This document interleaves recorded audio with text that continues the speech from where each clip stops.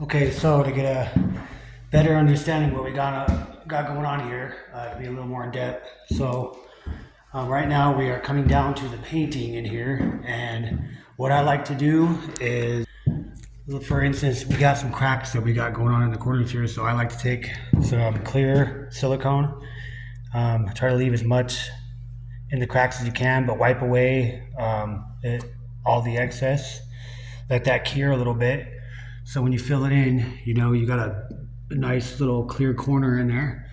And then here, I'm in the process of cutting in my roof. Um, I don't need a big expensive brush to do it. You just have to have a really good hand, I guess you'd say, steady hand to cut it in.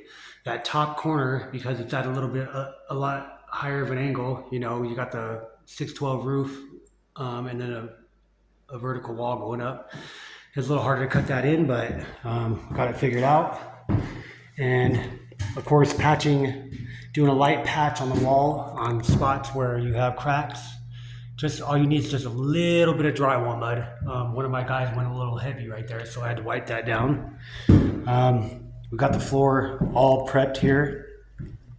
Probably gonna have to do some extra prepping because this is the original floor. We tore out the carpet and they had staples and nails and of course all that other good stuff running down over here. Got all of our sockets off, to get it ready for our painting. I'm probably gonna stay a little late today and roll this out. I'll show you the finished product. But right now, as far as my cutting, I just put my paint in a cup like this and paintbrush right there in hand. And I got my cutting over that window, filling that in mostly with the paintbrush because what's the point of really, trying to use a roller to get that? All this tape you see on the windows is all going to come off because that's some amateur shit and I'm not trying to do all that. Nothing against amateurs either, but it's just a paint trap especially when you have guys that are working under you that like to get a little extra heavy with the paint. They don't really know how to kind of fill it in. So it's here, they have the wood trim here, but it was the original, you could tell they put it on as they were texturing the wall. So there is no caulking or anything in here. So this is the original paint. But what we're gonna do is we're gonna fill this in with some caulking, not the clear, we'll use white, but we're gonna wipe it down, keep the finger wet and wipe it down real good. Yeah, finger's wet in a different kind of way, but gonna go ahead and fill that in really thin, wipe it down with a rag, get all the excess, get a really thin bead of white caulking in there, DAP preferably, and then we're gonna go over and cut it in with the paintbrush like we did here.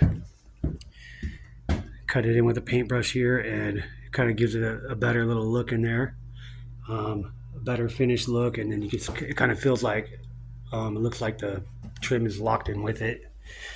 And yeah, our next project here is going to be kind of touching up all the paint that we've done in here. This one's basically 100%.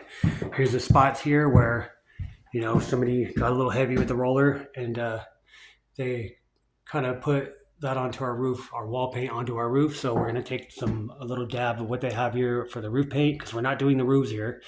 And we're going to fill that in with some roof paint. Be very careful. Hopefully they don't do it reverse and they put it on wet and then we end up getting back on the wall, but that's a whole nother story.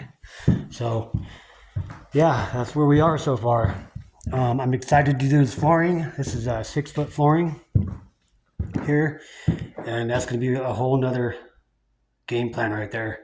We're going to start this flooring in this corner, probably our left hand side here, and it's going to be running north to south through this whole house.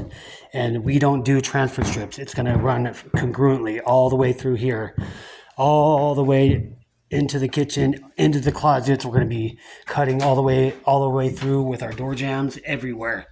There's not going to be a single threshold coming through here at all. No transfer strips, none of that bullshit. So I'm going to be happy. If I'm happy with it, I think you guys will be more than happy to see what we got going on with it. But yeah, other than that, just more tedious painting, which is my least favorite things to do. I'm more or less a framer and an all-around type of guy, not a handyman. We do everything. So yeah.